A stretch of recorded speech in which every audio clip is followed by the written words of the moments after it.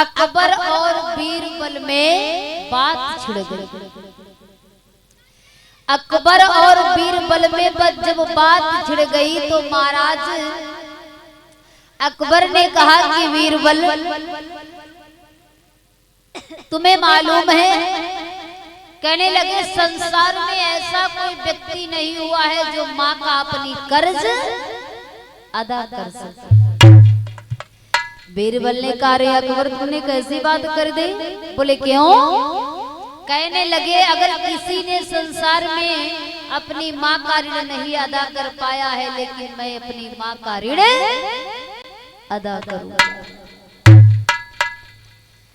कहने लगे ठीक। अब मैया को परिचित महाराज मालूम हो गया कि जिस बेटे को मैंने 9 महीने गर्भ में रखा, इतनी दुख और सुख से पाला और बड़ा किया, वही बेटा आज मुझसे कर अदा करने आ रहा मेरा।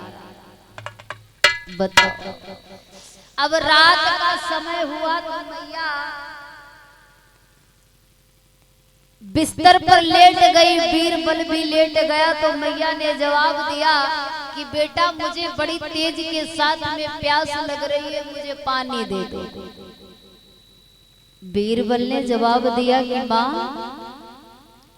बीरबल उठकर के खड़ा हो गया और पानी देकर के मैया को लेट गया और मैया ने थोड़ा सा पानी पिया और सारा पानी बिस्तर पर फैला दिया। और जब बिस्तर पर फैला दिया तो उसी समय महाराज फिर थोड़ी देर के बाद में मैया ने आवाज लगाई, बेटा मुझे प्यास लग रही है। बीरबल फिर उठ करके बैठ गया, मैया को पानी दिया। मैया ने थोड़ो सो पानी पियो, एकदम से बिस्तर पर सब फैला। और जब सारा पानी फैला दिया, तीसरी बार जैसे मैया ने आवाज लगाई, बेटा, तो बीरबल ने कहा, माँ तुम पागल तो नहीं हो रही हो?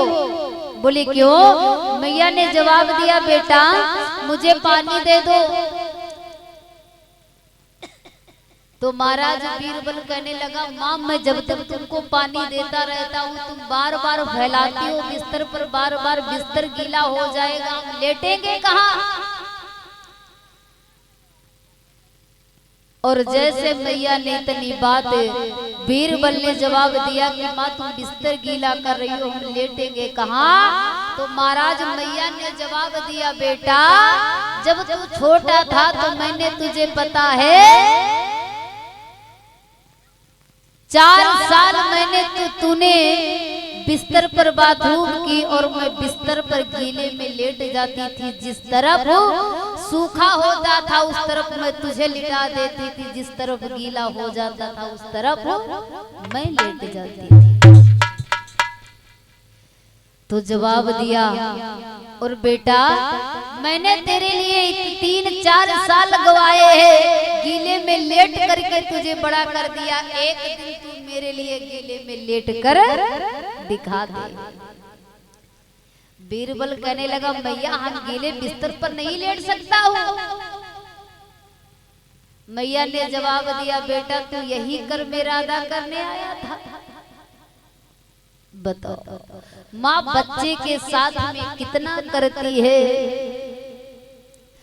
और बड़ी औलाद जब परिचित महाराज हो जाती दादा, तो भले बेटा भूल जाए, बेटी भूल जाए माता पिता को, लेकिन महाराज वो माता पिता अपने बच्चों को कभी भूल नहीं सकता।